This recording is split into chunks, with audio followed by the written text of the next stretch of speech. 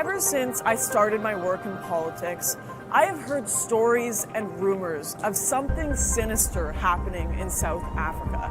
I was regularly sent images and videos claiming there was a white genocide going on right now. As a journalist, I have learned to never take anything at face value, to second guess and question it all. But I also believe that there is never smoke without fire. This is what makes South Africa so intriguing, because depending on your outlook, it is either a paragon of multiculturalism and social justice, or a powder keg with a genocide against the white population ready to erupt into an all-out race war.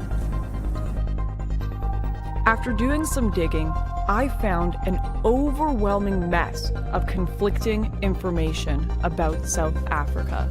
Political turmoil, disappearing government funds, widespread corruption, and the sense that those responsible are never quite brought to justice. I found stories about the most gruesome murders imaginable, with almost no statistical proof of their existence. I tried to put the pieces together, but there were just too many missing. With the left wing and establishment media calling the farm murders a non-issue and praising the Rainbow Nation, and the far right predicting a civil war, I thought surely the truth must lie somewhere in the middle.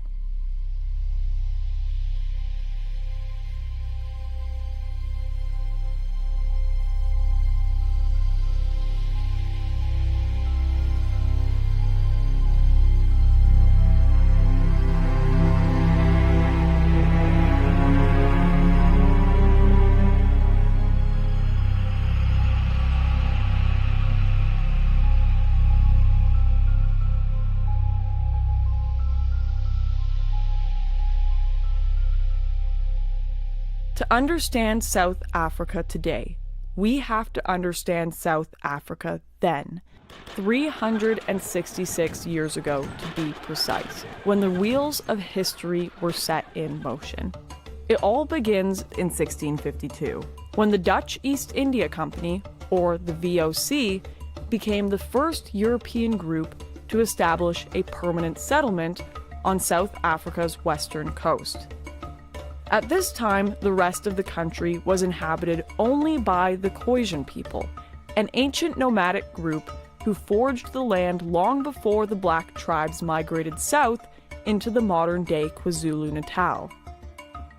The VOC made its first purchase of land from the Khoisan people in 1671, establishing the Cape Colony in the areas surrounding what would become Cape Town.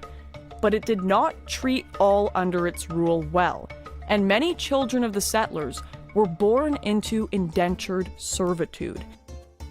Seeking a life beyond the VOC, a group known as the Trekboer set out beyond the borders of the Cape Colony in search of a free, semi-nomadic farming life in the country's interior.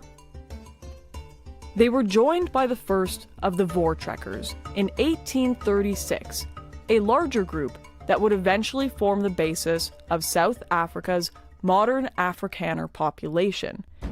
As their great trek reached its peak, war erupted among the Bantu tribes in the north as they migrated across the modern South African border. In 1816, a king named Shaka ascended to the Zulu throne. Within a year, he had conquered almost all of the neighboring tribes who were vying for control of the region. This period is known as the Mfukane, the Zulu word for crushing, scattering, or forced migration. In 1823, a rebellion under Mzilikazi split off from the Zulus and headed north into the Transvaal region, where it is estimated between 1 and 2 million Bantu people were massacred, leaving the area almost completely depopulated. It was during this time that several tribes, the Mfangu and the Ngwane among them, were forced to flee south, putting them on a direct course for the trekking Boer. This was unfortunate for the Boer, who had been making deals with smaller tribes in the area, trading favors, livestock, and weaponry for land. These deals between the Boer and the Bantu occurred frequently throughout South Africa's history. It wasn't long, though, until fair and mostly peaceful exchanges of land between whites and blacks gave way to violent, militaristic ones. In 1828, a new Zulu king, Dingane, took the throne. Piet Retief, a notable Voortrek leader, was determined to make civil deals with the tribes. He was granted land for his caravan of Voortrekkers in exchange for the return of 700 cows that had been stolen by a neighboring tribe. After returning these cows to the Zulu, Retief and his trekkers made settlements on the agreed-upon land, and in a show of good faith, the king invited Retief and a band of his men to witness a special performance put on by his soldiers. There was no show. Instead, the soldiers restrained Retief and marched him and 100 of his men to a bridge where they were beaten to death, leaving Retief for last, so he would be forced to watch the murder of his men and his son before he himself was killed. Dingane went on to massacre Retief's entire encampment, including hundreds of women, children, and many Khoisan people who had traveled alongside the Voortrekkers. The incident became known as the Wenen Massacre. While the Boer advance across the country was mostly peaceful, the Bantu tribes fought ceaselessly, killing white, black, and Khoisan people wherever they found them. In 1910, following the surrender of the Boer to the British, the Union of South Africa was formed. It comprised all of the now established colonies and united them as one legislative union. For a time, separation of blacks and whites was only a social convention, not the rigidly enforced legal structure it came to be. But after the election of the National Party in 1948, what we now know today as apartheid, a word that quite literally means separateness, was formally introduced across South Africa. A slew of new laws, including bans on mixed-race marriages and the Population Registration Act, which required people to register as black, white, colored, or Indian, were all introduced. And many of the descendants of the Bantu tribes were moved to the Bantustan areas, known today as the Black Tribal Homelands. In all aspects of life, blacks and whites became separated, often almost entirely. In the 1970s and 80s, apartheid became the focus of a global pushback. The UN brought sanctions, while internal resistance to apartheid began to find greater support. In the face of both peaceful and violent resistance, the National Party began a brutal crackdown. The crackdown only radicalized South Africa's anti-apartheid activists even further. In 1961, Nelson Mandela, then a member of the South African Communist Party, co-founded the Spear of the Nation, the armed wing of the African National Congress that rules the country today. The group, often abbreviated to MK, publicly announced its existence with 57 bombings on one day. Ultimately, with the help of the CIA, Mandela was arrested and spent the next 27 years in prison. During this time, the resistance to apartheid only became more radical. In 1986, Mandela's wife Winnie publicly endorsed the new trend of necklacing, a form of execution used against blacks thought to be collaborating with the government. They would be forced to wear a rubber tire filled with petrol around their chest or necks, before being set ablaze.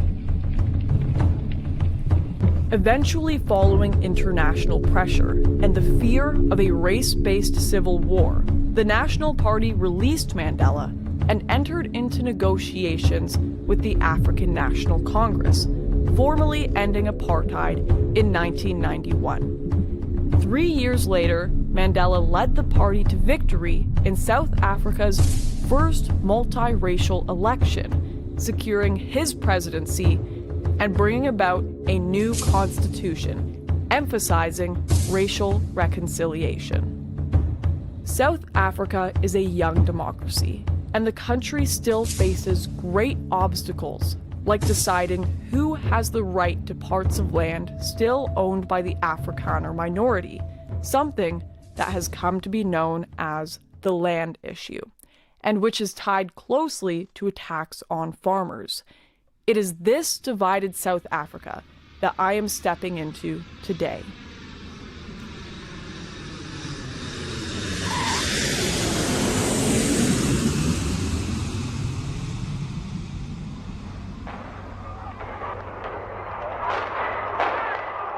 There were running battles in the city's Unit 9 last night between police and protesters. All roads leading in and out of the city have been closed due to violent protests.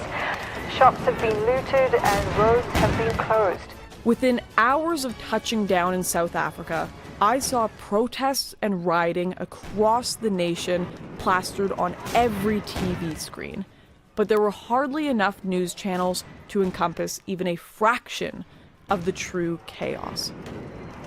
As we drove from the airport, my guide told me that protesters had burned down the town hall. He said this happened every day, but every day was an understatement. While simply in transit to our next filming location, we drove past a nature reserve that was still ablaze. It was intense as I realized this was my first real glimpse of South Africa. But little did I know at the time, this burning building was only a mild symptom of a much deeper issue that plagued the nation. It's an ongoing thing, people get discontented and they destroy. There's a sort of a schadenfreude in the thing, not because I say so, but because a casual examination of the thing reveals that it's true.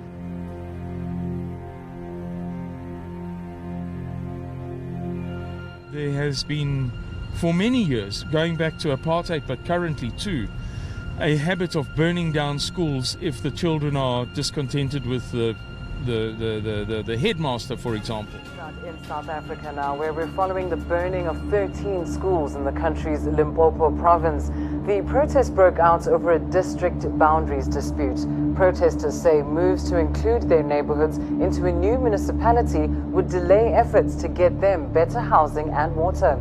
Government officials appealed for an end to the violence, saying it's affected the education of hundreds of children. The number of municipal buildings that has been burnt down in South Africa over the past, let's say, 30 years runs to, I would say, comfortably 1,000. Very, very comfortably. My instinct is to say 3,000 or 4,000. If I total up all of the stories that I've read, in passing in newspapers over the past 30 years.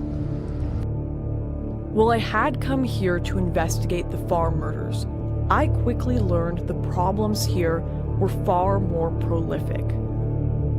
On average, the country sees 32 protests over schooling, education, land, and infrastructure every single day. And the cost of damage to South Africa's university buildings alone has already soared well above $45 million US.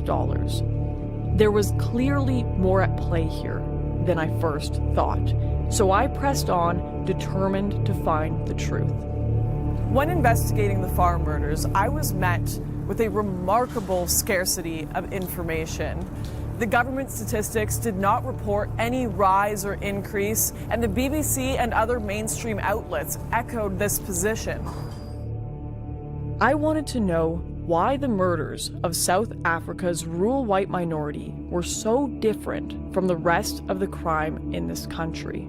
And when I dug deeper, I discovered the Blood Sisters, an organization that works with government contracts to clean up crime scenes across South Africa. And I figured surely, if anyone, they would know what the reality of these numbers really looked like. My name is Eileen de Jager. I'm one of the Blood Sisters, known in South Africa.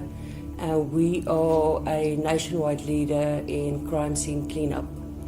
Have you seen an increase in these kind of attacks in recent years? Absolutely. 18 years ago when we started this business, there was attacks. According to our knowledge and what we experienced, they started weekly. We would get one call a week to come and assist at either farm attack or farm murder. Now it's daily. It's definitely daily. It's increased unbelievably.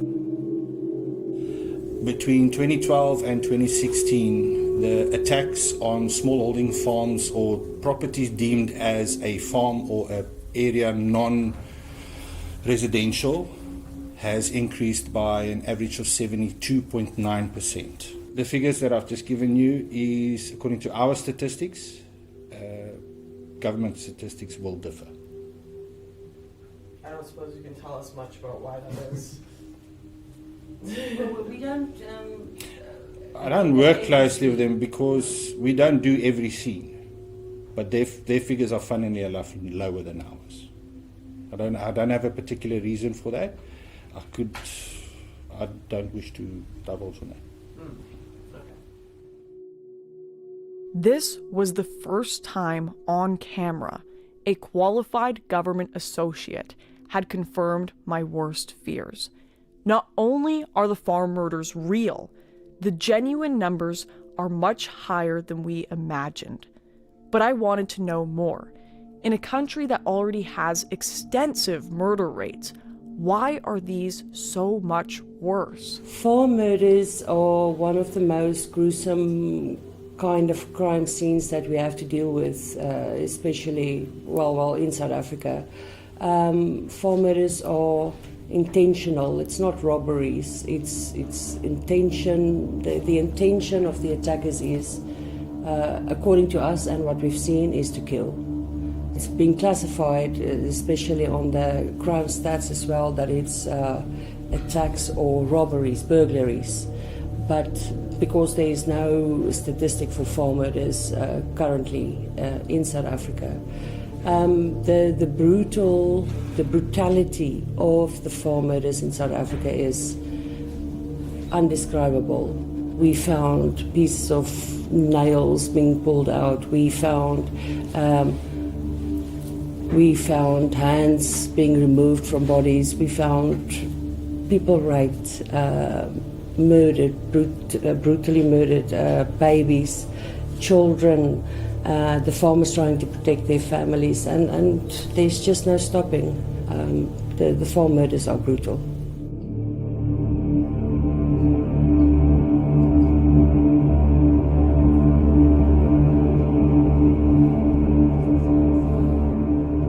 Another one that stays with me is in Johannesburg, just outside Johannesburg. We had a farm murder where 5 people came in. It was arranged by their domestic worker, and they drowned the 12-year-old boy in boiling hot water.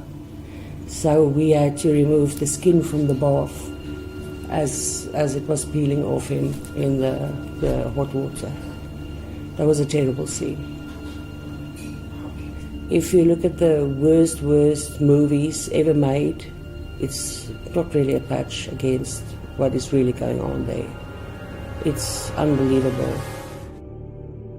Having heard from the far-right corners of the internet that these murders were racially based, I was intent on finding out what motives the Blood Sisters attributed to these kinds of attacks. 90% of the increase we found is due to unemployment, racial discrimination, and there's just no hope. If you don't start your own business in South Africa, where are you going to work? There's no work. Racial discrimination against who, if you don't mind me asking? I have to be careful. Yeah, Because I have to be a little bit careful. We work very closely with government. Yeah. I spoke to Simon about it outside. Racial discrimination against people. People. I know what you have to say, and No, it's okay. we have to be so careful. Yeah, I have to think. We love everybody to hear what we have to say. We want to say so much more, but we have to exercise so much restraint. Anonymously, To stay behind and work. I will tell you a lot of stuff. I knew I had to investigate further. I had to meet the families caught up in these attacks. So I traveled to the heartland of South Africa, where these murders take place every single day. The history goes back, we are now third generation on this farm, third generation. My grandfather arrived here in the 1800s. He died of a heart attack, and then my dad inherited this portion and his brother inherited the top farm, which my dad eventually over the years bought back. So it's been in the family for more than 100 years. Myself and my 3 siblings grew up here, went to school in Graafnet, which I'm sure you came through, and then went to study in Cape Town, and it was always our dream to come back, and it was always the intention to come back, not under these circumstances though. My dad was living alone, my mum was in an Alzheimer's home, so this is quite hard. And there was this guy, Sali, and he lay in wait for my dad. And at 9 o'clock that night, he knocked on the back door. My dad opened the door, and he shot my dad in the stomach. My dad managed to get to the phone to phone my aunt. And then he phoned the neighbour and said, "Listen, I've been shot." And the neighbour could hear the rest of the gunshots. And then the phone went dead. There were 8 shots.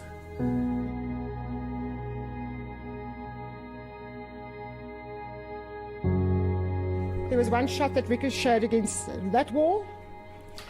All the time my dad's being shot. Back, arms, legs. And my dad slumped over this chair. Slumped forward over this chair. And he was shot in the back of the head here. Just execution style. In the back of the head. So it was 8. They found 8 cartridges. But 6... He was shot 6 times. Who came and found him here? My aunt. And friends of theirs. I think there were 4 farmers. One of the people that were here on the scene was studying to be a doctor. They tried CPR, but he was dead by the time they got here. He'd already succumbed to his injuries. Yeah, so this is where my dad died. He was killed. Okay. I know, for what, you know. For what? He was a good man. He was an awesome man. And to shoot somebody 6 times, execution style.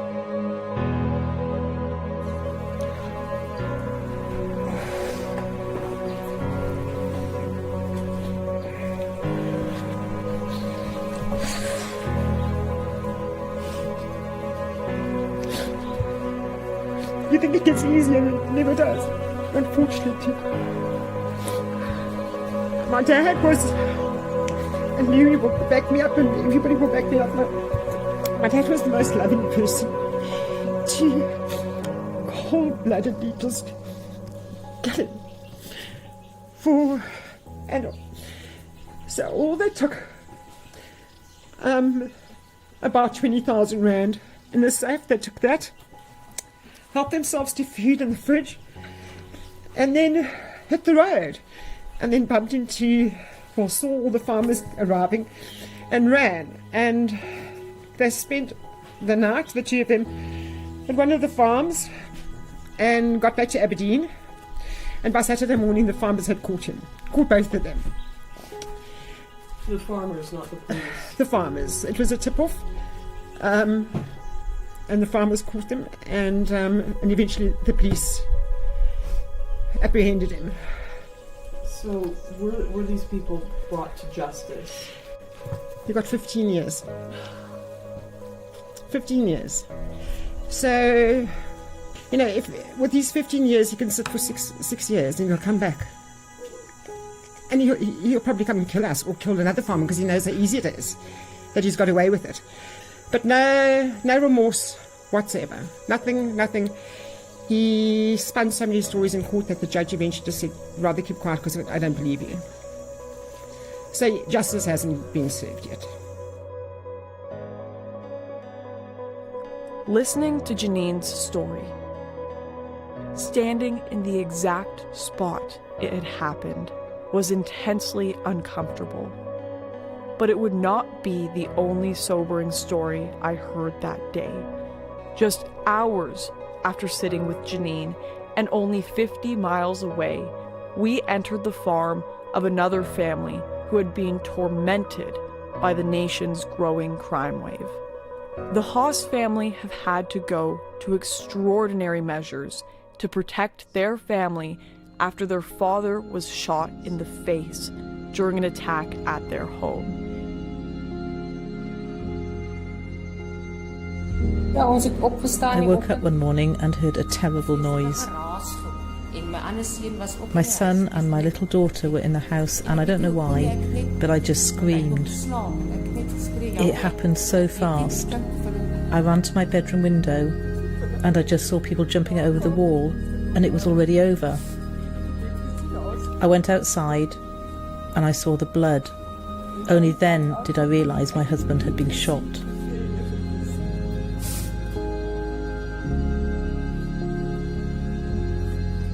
The marks are still on the wall.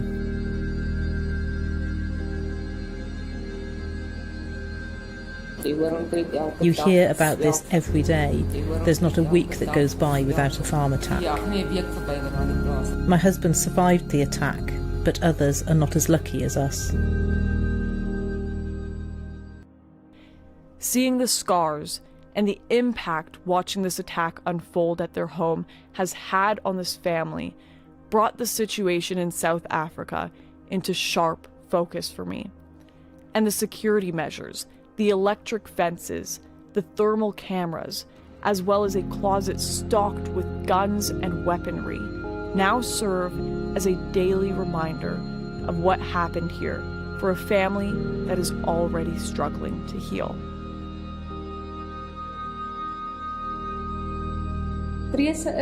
During the week, I'm alone here.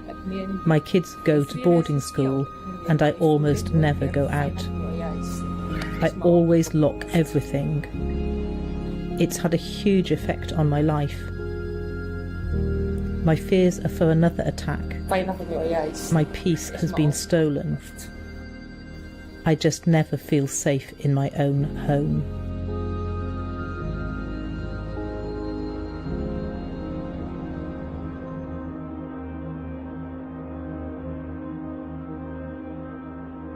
Outside the charmed world of rich and famous influencers who paint a story of security and prosperity from within their gated communities in Johannesburg and Cape Town, it seemed everywhere in South Africa there was a story of tragedy and bloodshed to be told.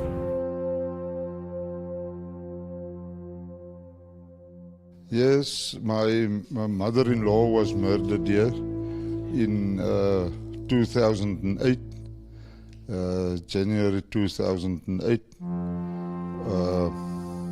They had strangled her and with a belt of her,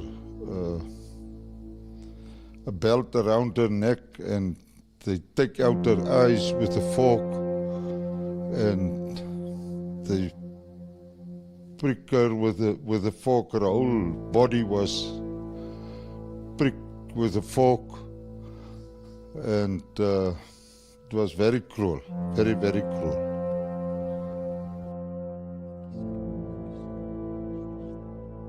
You see, the problem is I will never go back and buy a farm there. I will not. It is too risky, too capital intensive, to make yourself safety, because you're not safety even you're on a tractor. Doesn't matter where, because they ambush you.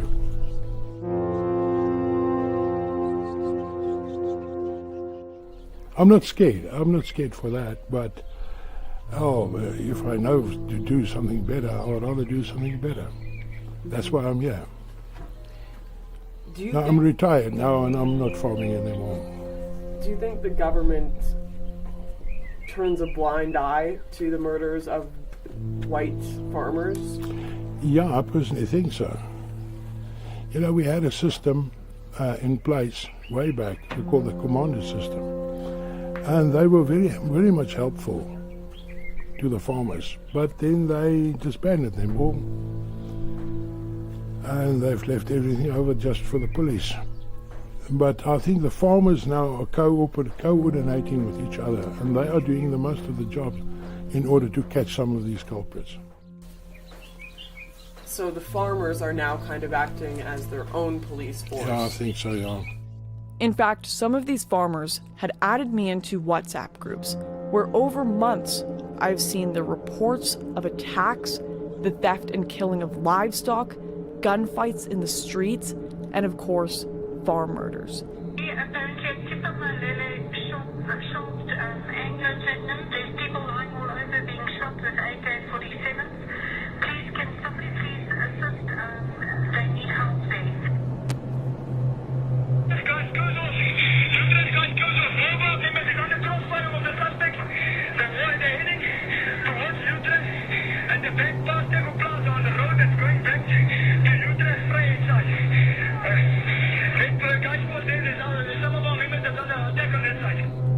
In these groups, I saw firsthand the lengths of coordination these farmers must go to in order to deal with their situation alone. The Specialised Crime Unit in Port Elizabeth took over the case, and I really believe if they weren't involved, we wouldn't have got as far as we have got. But now they've been told, this is specialised crime, they've been told not to do farm murders anymore. They're not allowed to do farm murders. Yes. My dad's case was the last case they were allowed to do. Why? The government.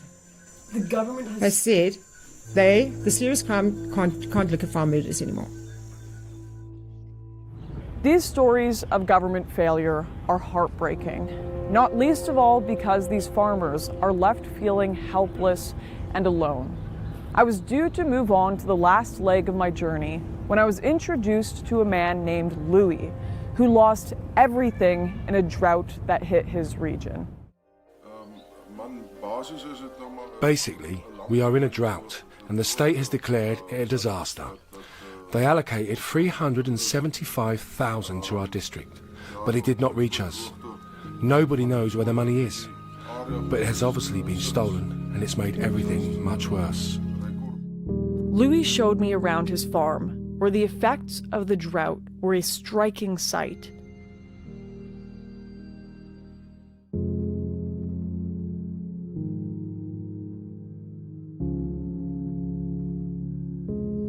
I can't afford to pump the water out of the ground anymore. It has gotten me into massive debt. It's no longer even affordable to run my machinery, pump the water, or go to the wholesaler and buy the basic ingredients to feed my cattle and maintain the farms.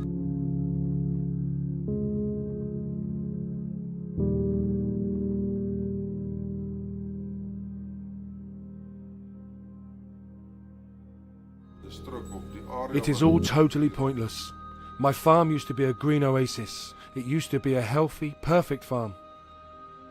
Now it has all turned to dust, to barren wasteland, with piles of bones from the sheep I once had, who died of thirst.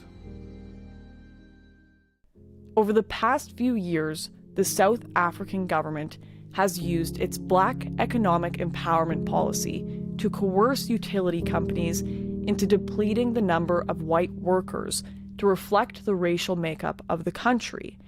In reality, this means that companies with government contracts must shoot for a goal of a workforce with no more than 8% white workers.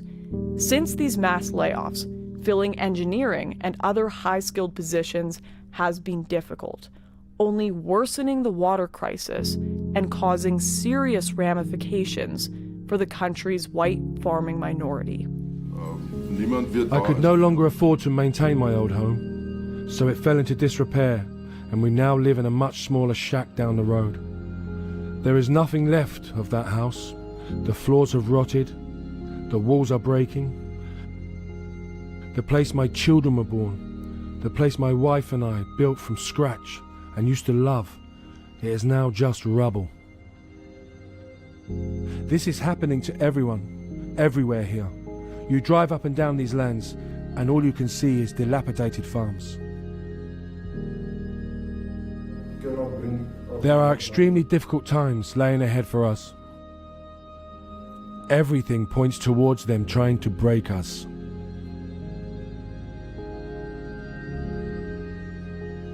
In a nation so dependent on these farms for its food and for some of its major exports like Angora mohair, it's hard to believe the government is doing so little to help, or worse, as some are speculating, purposely withholding aid as they battle with farmers for the land.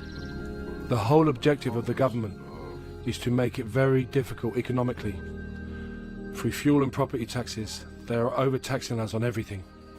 Like everyone in South Africa, our lives are turning to ruin, and they are doing it to us on purpose. The government here feel nothing for us. They want us starving or dead. It is a strategy they have been working on for years. It's hard, working here every day, knowing they are going to chase you out in 6 months. The government even said openly they are going to take our land.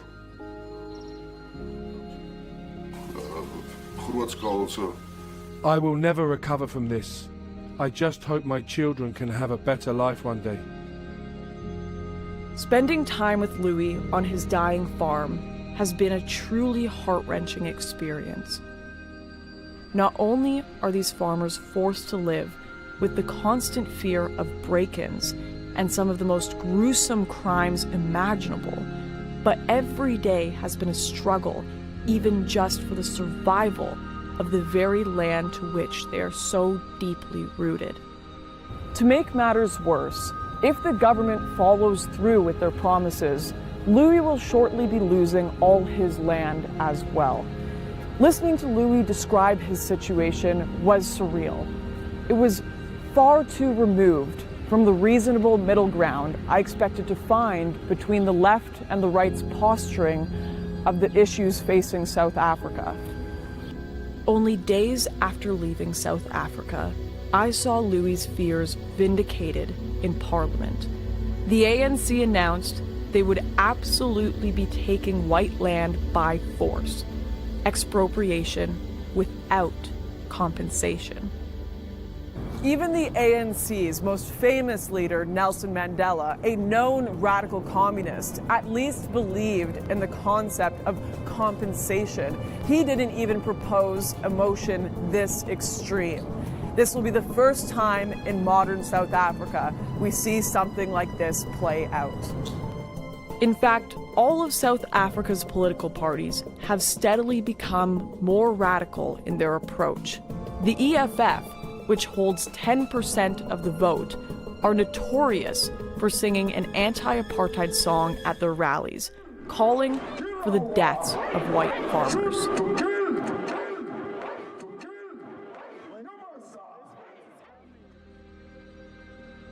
The situation has now become so dire that nations like Australia have begun considering giving refugee status to white farmers, while others within South Africa hold mass protests before the plasmoord, the Afrikaans word for farm murders, reaches a point of no return. I began to wonder if the remoteness of their farms simply made these farmers an easy target, or if other white South Africans faced the same problem.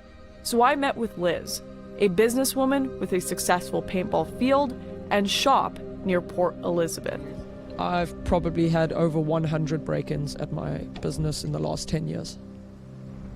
I've been in 2 armed robberies at my work, so as we were closing, guys just roll in and basically pull out a gun and take all your stuff. In one of the armed robberies, one of the guys was beating me with a metal pipe over my head, so that you just shut up and be quiet and just subdue any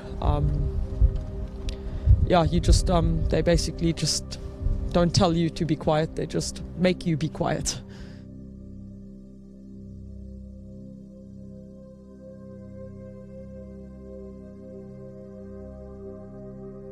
You mentioned to us earlier that many of your sales are more for self-defense paintball guns. Can you explain that?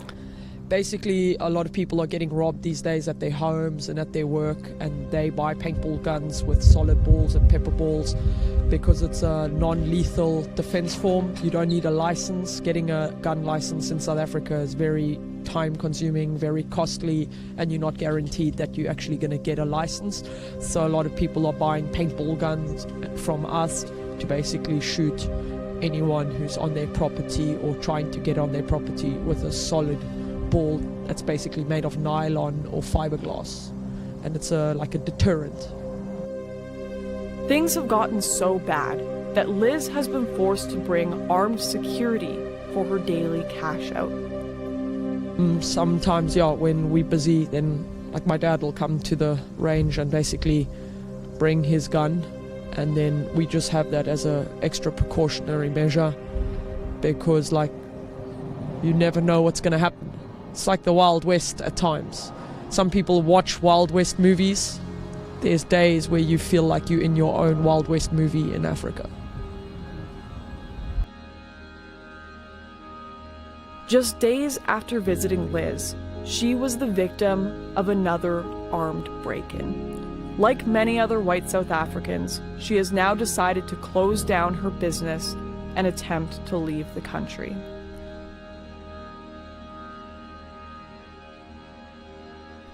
South Africa's white population has fallen by 23,000 in the last year, and with the recent surge in murders and the announcement of land expropriation, that number is expected to skyrocket before the end of 2018.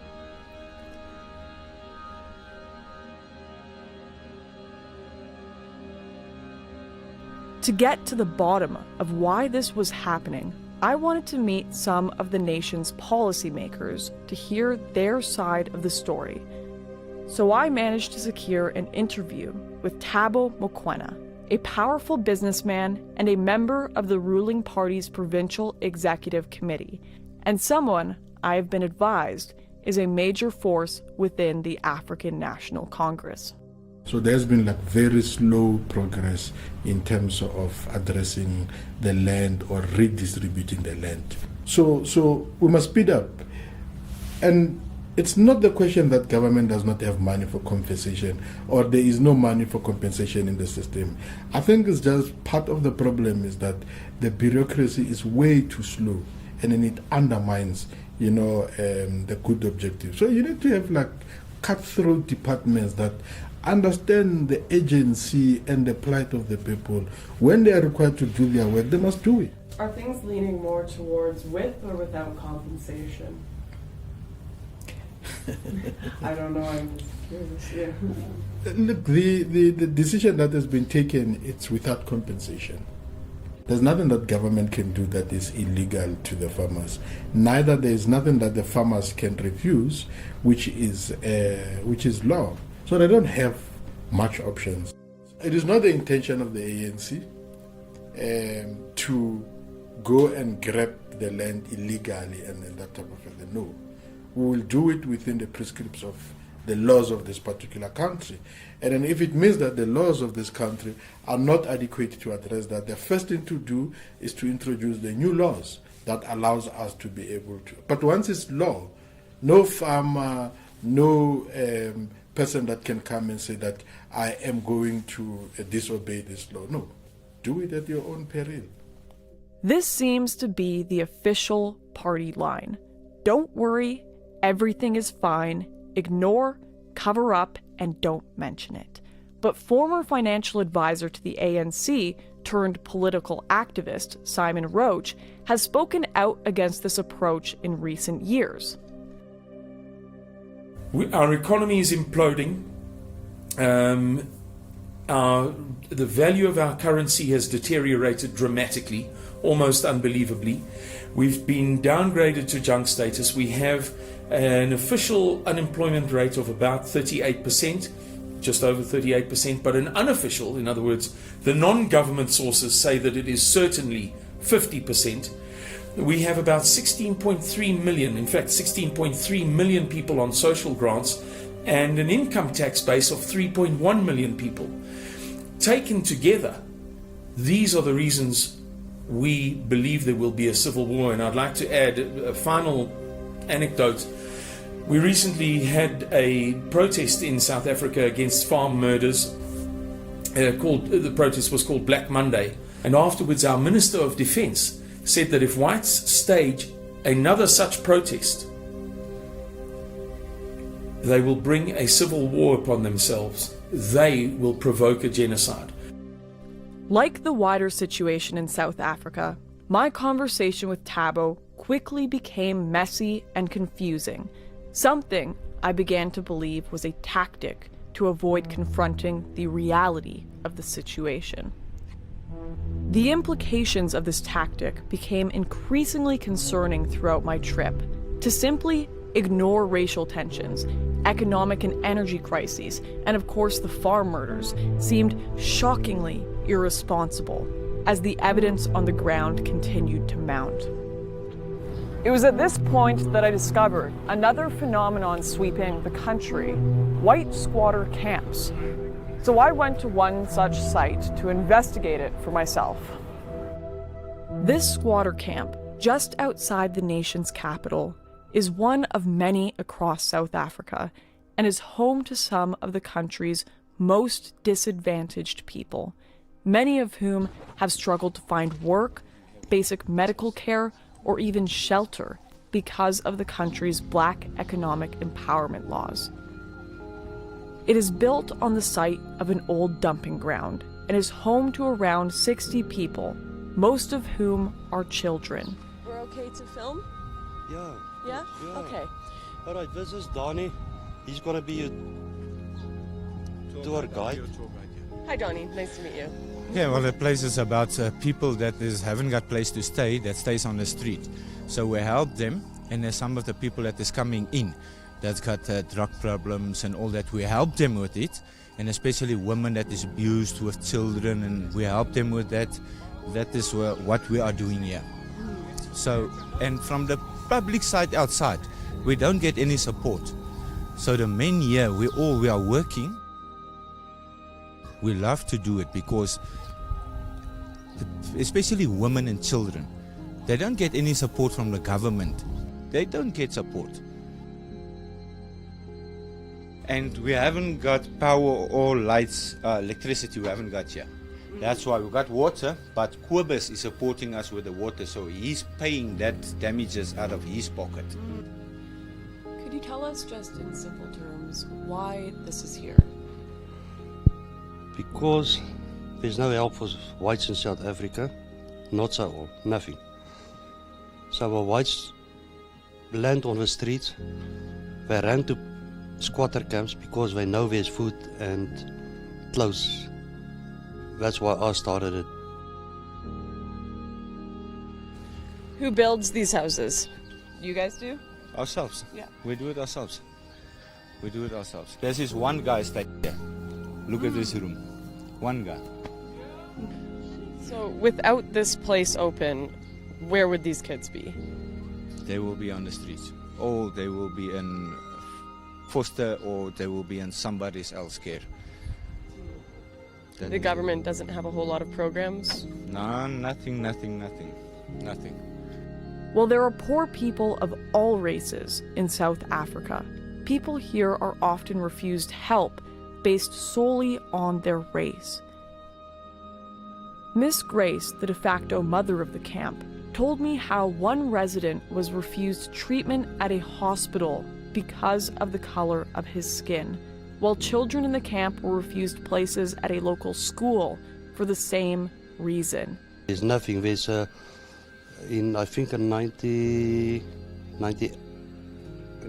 2001, it was stipulated from the government, no support to any whites whatsoever. No aid, nothing. Why couldn't you go to one of the hostels that the government has set up? Because of the skin color. Yeah, and yeah, it's not at all. We just help white people here. Because there's no other place that does it. You know, if you go to, there's many places I know, Jesus Disciples, Manger, those places, they take blacks and they put the whites out. You see, so yeah, that's about it. So wait, there are places here that will only help blacks but won't help whites? Yeah, that's true. Can you tell us a little bit more about that? Like, people find that a very bizarre idea. Yeah, if you, I don't know how to say it, it's just the racism going around. So I'm just here to get my life in order and try to give my daughter a better life. Were there any other places you could have gone other than here? No. Why not? Nobody else didn't want to help. I've tried a lot, and at the end of the day, Uncle Kubus was the only one that took me in. This is the only place who could help us with place to stay and things. They are the only ones who helped us with it. No one else wanted. If it wasn't for them, I would have been in the streets. I want to sleep with my wife and my kids on the street. That's it. Today I'm suffering because of people who is like racist with us. And they don't care about our young people because you can't get jobs and I'm with. Because this side of the earth it's bad for us. And I'm not lying, it's bad. No one can get jobs around here, we're suffering badly. Even the youngest kids. I've got a 5-year-old, a 2-year-old. I don't know how I'm going to give them a life around here. Well, where we lived, things were very dangerous. The one day, there was black people walking in the street and they shot through our windows. And I went and the police did nothing. You can't even walk in the streets around. At night, during the day, they always rape you or they beat you up. They're swearing at you in the language. They know you don't know the language, but they will come and swear at you, breaking you down around you.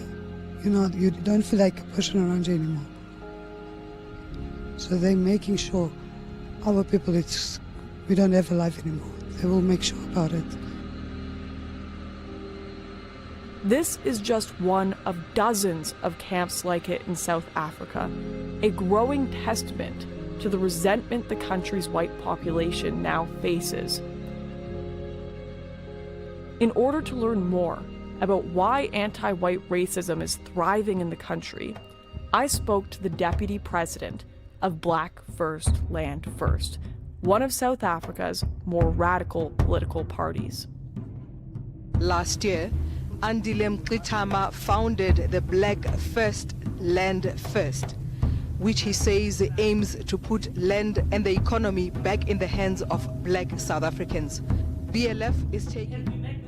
We have to fight in order to attain freedom as the black majority in this country. And the fight has to be located in taking back the land and expropriating back into the people, in seizing the means of production and expropriating everything, or rather redistributing everything equally. And a society that would embody a value system that puts black people first will have to be attained through confrontation, unfortunately, because our people have waited for so long, right? We've waited for so long, peaceful, and nothing is happening in terms of changing our lived experience, right? In fact, the settlers know that very well. So we are already at war. Our people are at war in farms now. White people and persons like Breitenbach are land thieves, and they have no stake to this society, and the black majority understands that, and we will respond accordingly. I think black people have been patient enough for more than 400 years of colonialism, and we don't want you to feel pity for us. We are coming for you, and we are going to get everything that you own. It's ours.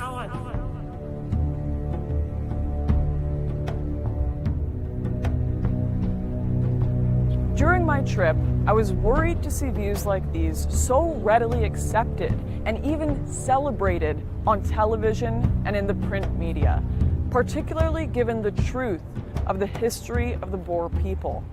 But is there a solution? I've been told about a remote town with virtually no crime, where the people are content to be separate from the rest of the country. They even have their own currency. Now, what's interesting about this town, and probably one of the biggest reasons it is criticized, is that it is the one place in the world where, by law, only white people are allowed to live. Naturally, I was intrigued and wanted to find out more. So I took a trip to Orania, a town in Northern Cape Province, to find out more. While in Orania, I managed to secure an interview with the mayor. My guide explained to me that Mr. Boshoff had turned down interview requests from mainstream news outlets like CNN and BBC, so I took the rare opportunity to sit down and discuss his vision for the town on camera. The Orania movement is 30 years old this year. It was created in 1988 when it was quite clear that minority government in South Africa was unsustainable and that some agreement needed to be reached with the majority of the population. One line of thinking was that human rights and constitutional guarantees would suffice to look after Afrikaners' interest in South Africa. It was clear to us and our leaders at that time that it would not be sufficient, that in Africa especially a constitution is not always worth the paper that it's written on, and that we really needed something more structural, more concrete. One thing that really stands out here is the near total lack of crime. Everywhere I went, people left their cars unlocked with the windows down. I was struck by the sight of a moped with the keys left in the ignition all afternoon, in a country with some of the highest crime rates in the world.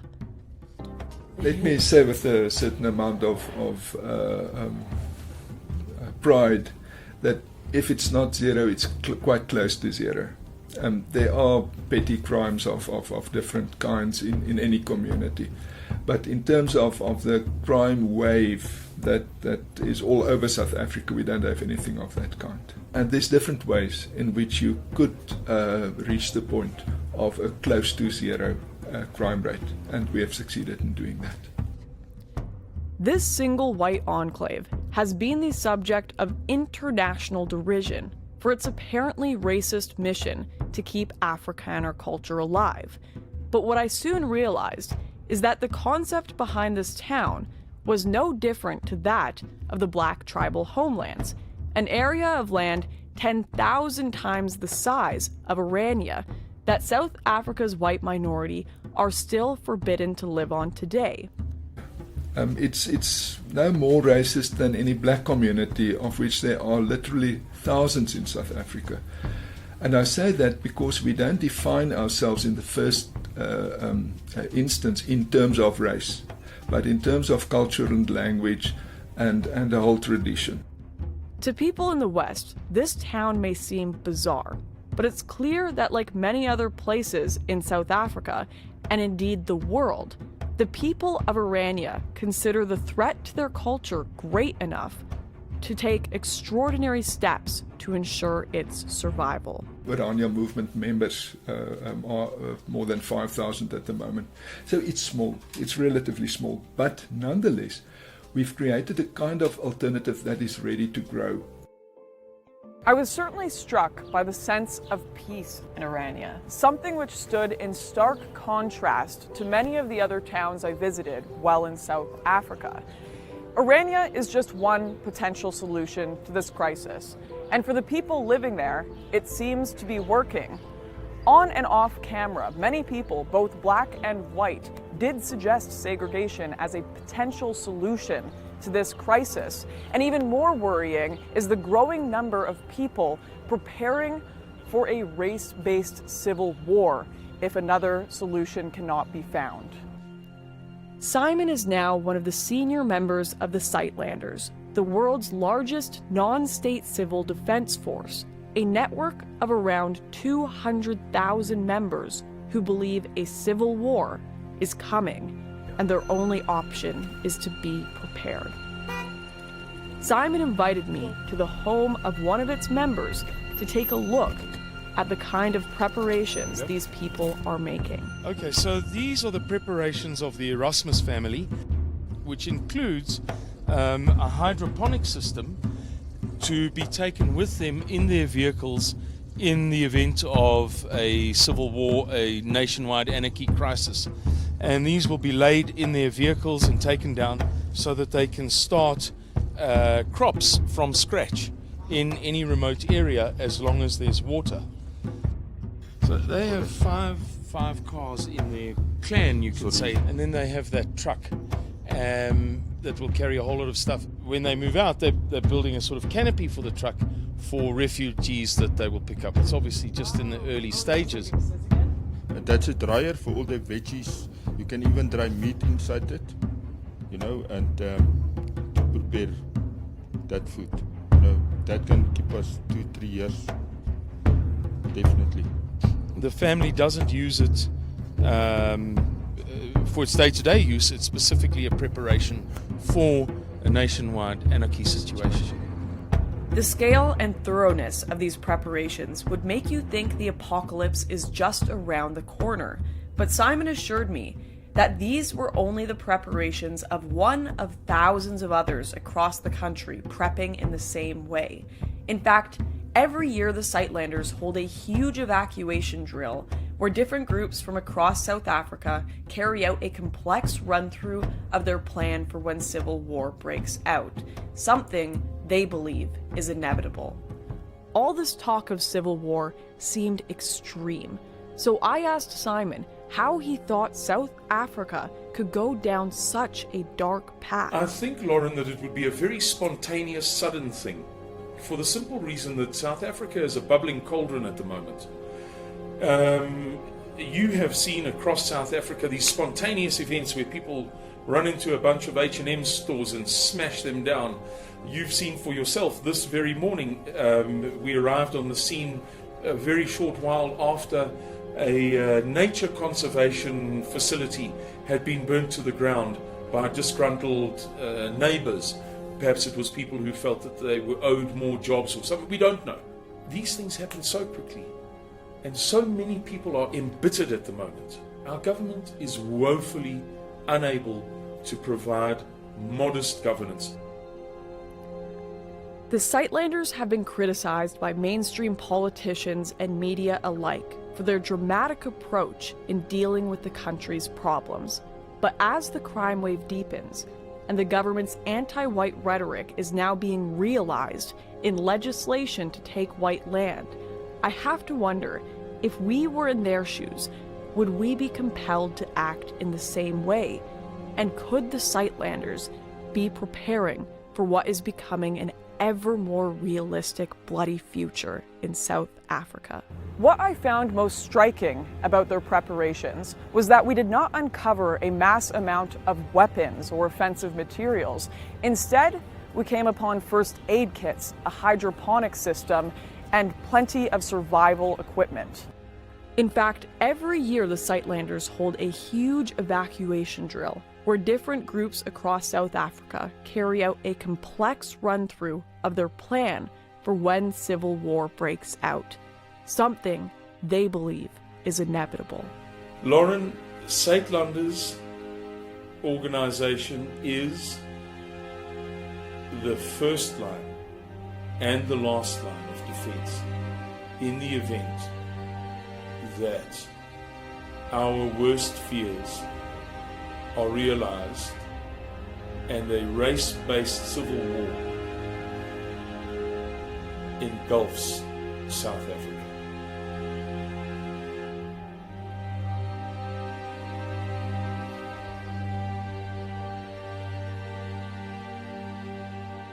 If the choice is between segregation and civil war, the future for all South Africans looks bleak. But there is perhaps a third option. Why don't white South Africans just leave?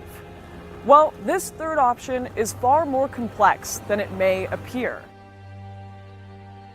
There's no way for the average South African to leave South Africa. You must have, in most of these cases, $300,000. That's 6 million rand. A normal South African doesn't make 6 million rand. So there's just no way for the normal South African to leave.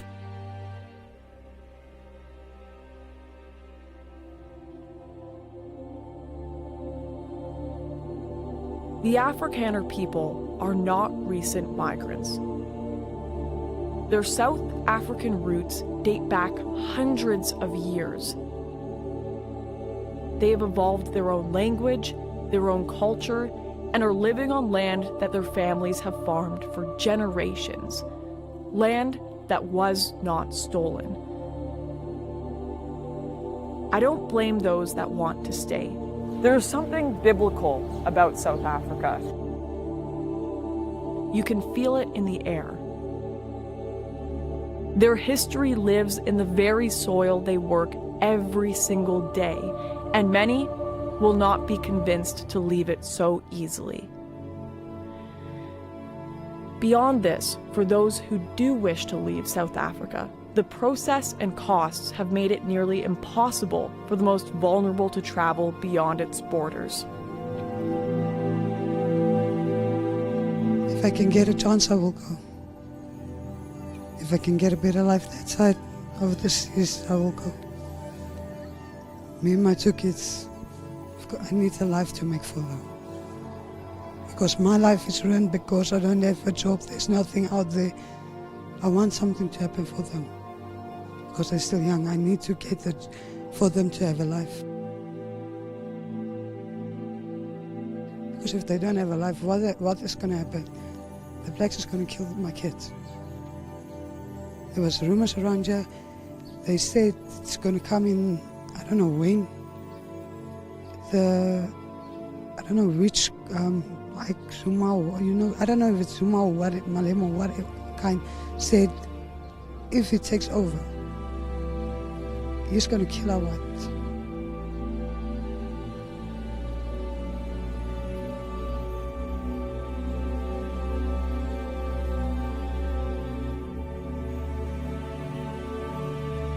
Despite having never seen anything quite so beautiful as the stars in the South African night sky, or the vast landscapes of the farmlands, I was relieved to come back home. It's no life to live, putting your children to bed behind gated doors and cell block windows. Having to sleep with pepper spray under your pillow or a gun on your nightstand.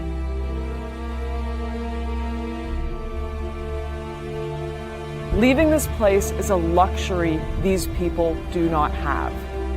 My South African journey came to an end, while the people I met are stuck in a home that no longer welcomes them, where they must fight to justify their very existence to a hostile majority. Does this amount to genocide? Not yet, but according to organizations like Genocide Watch, and taking into account everything I have seen and heard on the ground, South Africa is stepping closer to that reality every single day. But could there be a light at the end of the tunnel? coverage of the issue has thrown these farmers and the wider Boer population into the global spotlight, as mainstream media like Fox News, BBC, and even CNN have begun to report on this crisis.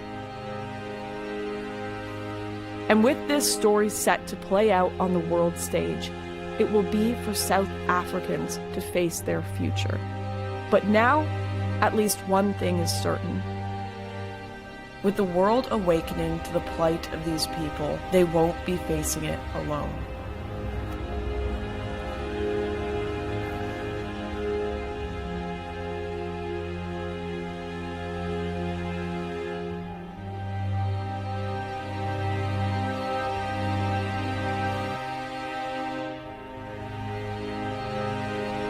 You never know what's going to happen.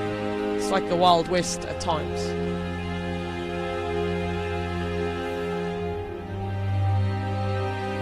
Some people watch Wild West movies. There's days where you feel like you're in your own Wild West movie in Africa.